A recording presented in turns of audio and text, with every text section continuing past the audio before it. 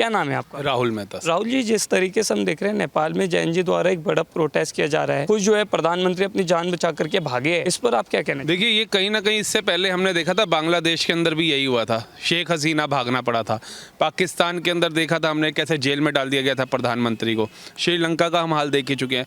और कहीं ना कहीं ये जो सोची समझी साजिश है जो हमें नेपाल में देखने को मिली, अगर हम भारत के पिछले साल में जाएंगे तो हमें ये सब देखने को मिला था। लेकिन कहीं ना कहीं भारत के प्रधानमंत्री की सूझबूझ ने और उनके प्रति जो जनता के अंदर विश्वास है उसने अभी तक भारत को बचाए रखा। आपने नेपाल की तो तुलना करी कि नेपाल में ये हुआ। नेपाल की मांग क्या थी? जो वहां पे सोशल मीडिया बैन हुआ था वो ना हो, उसको खोल दिया जाए, और जहां वहां पे भ्रष्टाचार हो रहा था वहां का प्रधानमंत्री इस्तीफा दे और चला जाए। यही दो मांगे थी। लेकिन उसके अंदर वहां की पार्लियामेंट को जला देना, वहां पीएम आवास को जला देना, वहां के कोर्ट को जला देना, वहां की सारी जितनी संस्थाएं जला करके आगजनी में तब्दील कर देना, और रातों रात मतलब कुछ ही घंटों के अंदर तख्ता पलट हो गया कि वहां के प्रधानमंत्री को अपनी जान बचा करके भागना पड़ा। अगर आप इनका एक तथ्य उठा करके देखें तो आपको ऐसा नहीं लग रहा कि कहीं ना कहीं भारत के अंदर भी यही साजिशें रची जा रही थी? क्योंकि नरेंद्र मोदी को विकास के दम पे तो ये हरा नहीं पा रहे थे, भ्रष्टाचार तो उनके ऊपर एक आरोप सिद्ध नहीं कर पा रहे थे ना। उन्होंने पहले ही बोला ना खाऊंगा ना खाने दूंगा। वो नीति जो है इन चोरों को हजम नहीं हो रही थी। इन्होंने किसान आंदोलन के षड्यंत्र रचाया, उनके कंधे पे बंदूक चलाई ताकि भारत में अराजकता फैले, लेकिन नहीं फैली। पहलवान बिठा दिए, स्टूडेंट ले आए, और अभी वोट अधिकार यात्रा इन्होंने निकाली, जिसके अंदर आपको याद होगा अभी एक पत्रकार का खुलासा हुआ है। और ये बड़ी चौंकाने वाली खबर है। जब मैंने देखा यार ये इतना स्तर गिर सकता है राजनीति का, उस पत्रकार के रिसर्च में जो आया है ना, वो आपको पता है महादेवपुरम के अंदर इन्होंने बड़े बड़े इन्फ्लुएंसर को बुला करके एक मीटिंग करी थी जिसके अंदर वोट चोरी कैसे हो रहा है ये बता रहे थे, जिसके अंदर आदित्य श्रीवास्तव का भी नाम आया था, जो दो उसके वो हैं, और बाद में खुलासा हुआ कोई तथ्य नहीं निकला। वो जो प्रेजेंटेशन थी पीपीटी, वो म्यांमार के अंदर बैठ के बनाई गई, और ये कहते हैं मैंने 6 महीने रिसर्च किया। क्या म्यांमार के अंदर विदेशी ताकतों के साथ मिलकर के आपने रिसर्च किया था? क्या भारत के अंदर भी आप यही स्थिति लाना चाहते थे जो बांग्लादेश और नेपाल के अंदर आज देखने को मिल रही है? तो आप समझ सकते हैं कि राहुल गांधी का स्तर कितना गिर गया, कांग्रेस कितनी गिर गई है, विपक्ष का स्तर कितना गिर गया कि वो भारत को जलाना पसंद कर रही है। लेकिन राहुल गांधी लगातार जो है वो हाइड्रोजन बम की चर्चा कर रहे हैं। वो कह रहे हैं कि अब ऐसा हाइड्रोजन बम आएगा जिसके बाद मोदी जो है देश में शकल दिखाने लगे। हाँ, तो वो हाइड्रोजन बम क्या था? वो हाइड्रोजन बम था नेपाल का दृश्य जो देखने को आज मिल रहा है। वो हाइड्रोजन बम था जो कुछ समय पहले बांग्लादेश में देखने को मिला। वो हाइड्रोजन बम था जो उससे पहले पाकिस्तान में देखने को मिला, और ये हाइड्रोजन बम था जो उससे पहले श्रीलंका में देखने को मिला। हमारे आसपास 8 कंट्रियां हैं हमारे इर्द गिर्द जो हमारे से बॉर्डर से लगती हैं।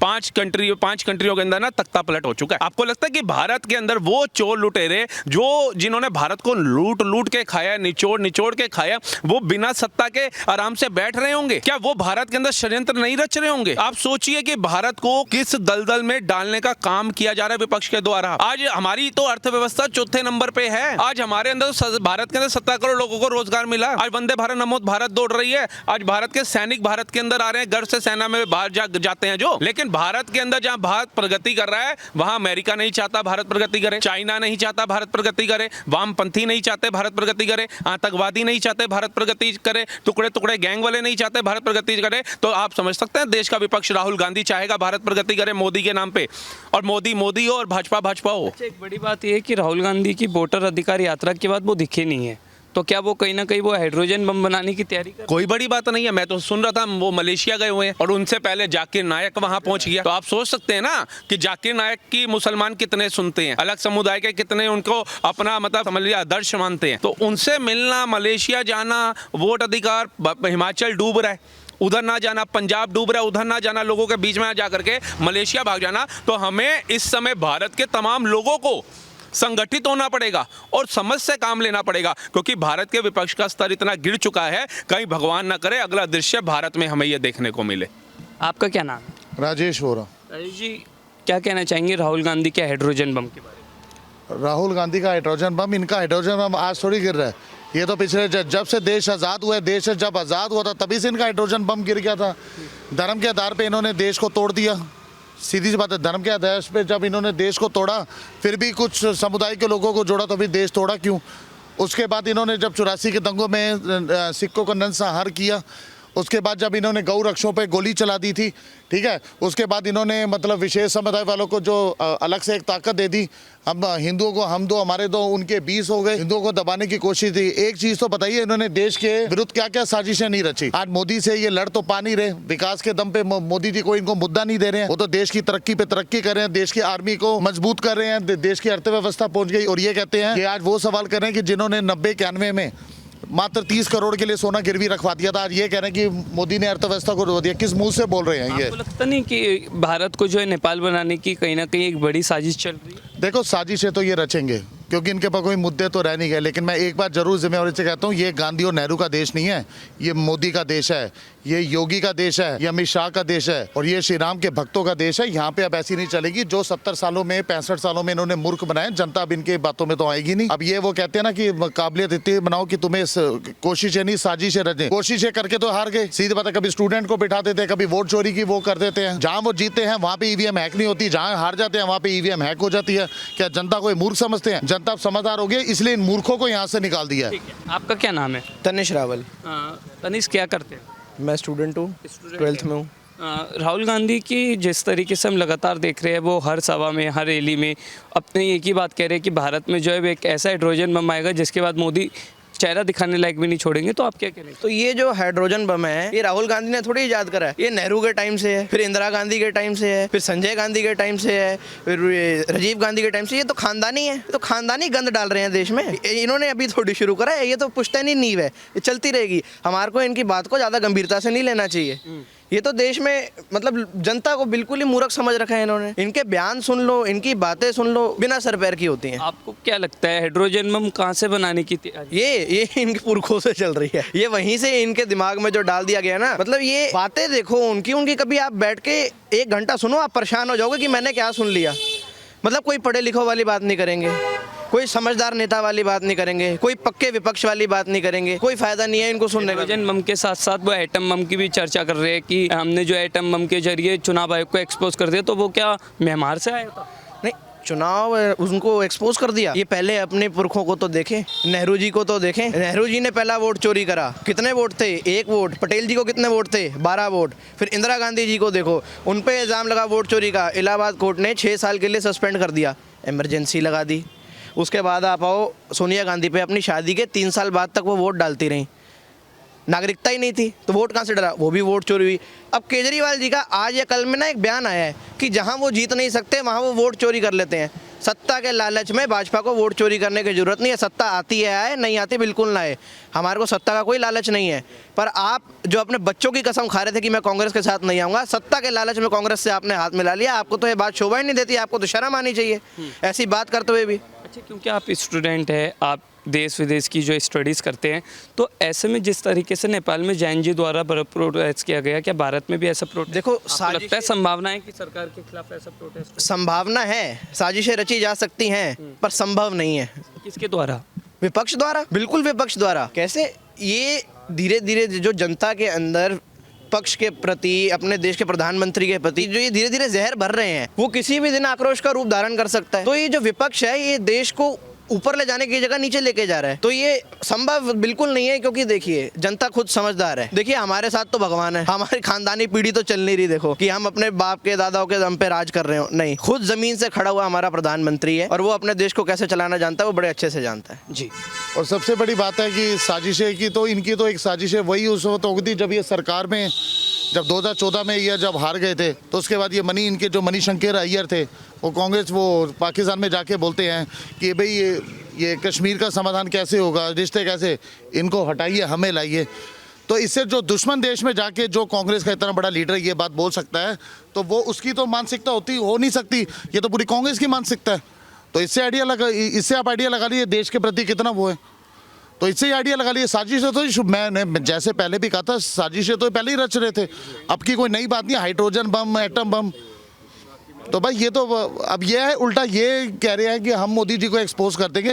मोदी जी ने जो जनता के लिए कर रहे हैं, जो पिछले 10 साल 15 साल से कर रहे हैं, वो सब देश जानता है। और ये जो कर रहे हैं सड़कों पे उतर के, मतलब किसी भी हद तक जाने को तैयार है, चाहे देश का बेड़ा गर्क हो जाए, चाहे मतलब अर्थव्यवस्था बिल्कुल डूब जाए, इनको कोई फर्क नहीं पड़ेगा। राहुल जी, तो हम अगर राहुल गांधी के साथ साथ नेपाल की बात करें, तो नेपाल में जो कुछ हो रहा है क्या वो सही है? बहुत गलत है।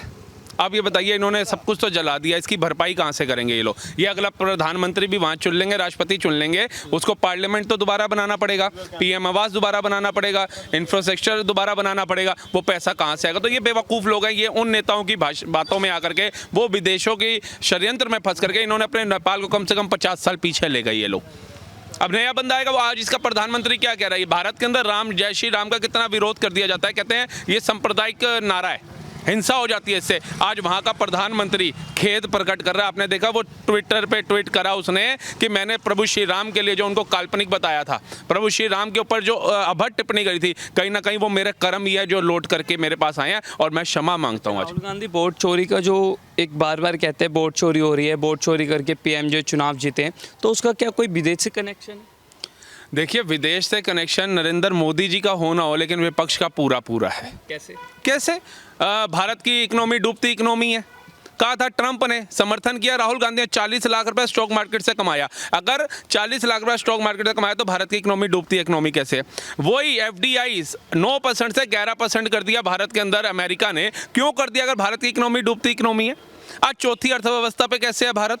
आज वंदे भारत, नमो भारत जो इंफ्रास्ट्रक्चर इतना भारत में बढ़ रहा है, वो कैसे बढ़ रहा है अगर डूबती? तो आप ये देखिए कि पाकिस्तान हमारी सेना के शौर्य पे सवाल उठाए, राहुल गांधी ने पूरा समर्थन किया। पूरी इनकी विपक्ष की टीम, इनके जितने भी फॉलोवर्स, समर्थक, इन्फ्लुएंसर थे, उन सब ने पाकिस्तान के फेवर में वीडियो बनाई। उन्होंने ध्रुव राठी का अकाउंट बैन नहीं किया। उन्होंने इनकी वो जो थी क्या नाम है उसका, जो छोटे बाल वाली यूपी की, उसका नहीं किया, बाकियों का नहीं किया, लेकिन जितने देश हित वाले थे सबका किया। क्यों? उससे पता चल गया ना इनका प्रेम जो है ना वो पाकिस्तान के प्रति है, वो भारत का जो अपमान करेगा उनके प्रति है, भारत के साथ के प्रति नहीं है। अच्छा, हम देख रहे हैं नेपाल में जो है युवाओं द्वारा एक जैन जी प्रोटेस्ट जो है वो किया गया, तो क्या राहुल गांधी भारत के युवाओं को भी एक मैसेज दे रहे हैं कि सरकार के खिलाफ इस तरीके का प्रोटेस्ट? बिल्कुल बिल्कुल बिल्कुल। आप देख लीजिए, वोट अधिकार यात्रा सारा भर दिया, उसके अंदर ह्यूमर फैला दिया। देखो जी, वोट की चोरी हो रही है, वोट की चोरी हो रही है, सारे लोगों को इन्होंने सदमे में डाल दिया और देश को गुमराह करने का काम किया।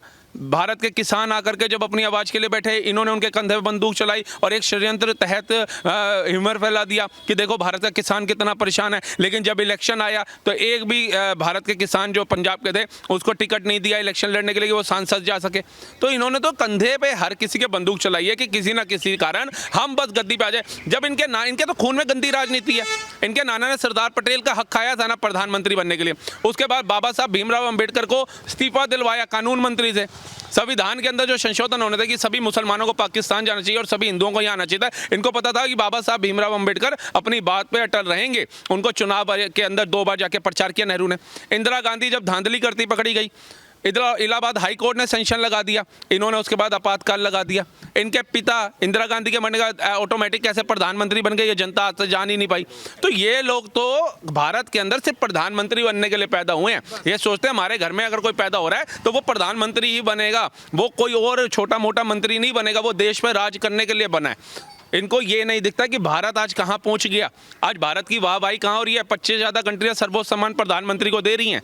बच्चा बच्चा नरेंद्र मोदी का नाम जानता है, लेकिन बच्चे से पूरा जवाहरलाल नेहरू का नाम पूछ लो नहीं बता पाएगा। चलिए राहुल जी, एक अंतिम पर्सन यही है कि हमने देखा नेपाल है, श्रीलंका है, म्यांमार है, यहाँ जो भी कुछ हुआ उसको लेकर के भारत में भी जो है वोट चोरी को मुद्दा बना करके नरेंद्र मोदी के खिलाफ, भारत सरकार के खिलाफ एक नैरेटिव सेट किया जा रहा है। बिल्कुल, क्योंकि देखिए आप तरक्की करेंगे, गारंटी आपके रिश्तेदारों, आपके पड़ोसियों को भी आपको पसंद नहीं करेंगे। यार ये तो हमारे से नीचे होता था, झुका हुआ रहता था, आज ये इतना संपूर्ण कैसे हो रहा है? जिस भारत को आज से पहले कहा जाता था भूखे नंगों का देश, अनएजुकेटेड कंट्री, आज उसी भारत के प्रधानमंत्री का सम्मान हो रहा है। आज उन्हीं भारत के लोगों को अच्छी नज़रों से देखा जा रहा है। आज उसी भारत को उभरता हुआ देखा जा रहा है। तो वो कहाँ हजम होगा इन लोगों को?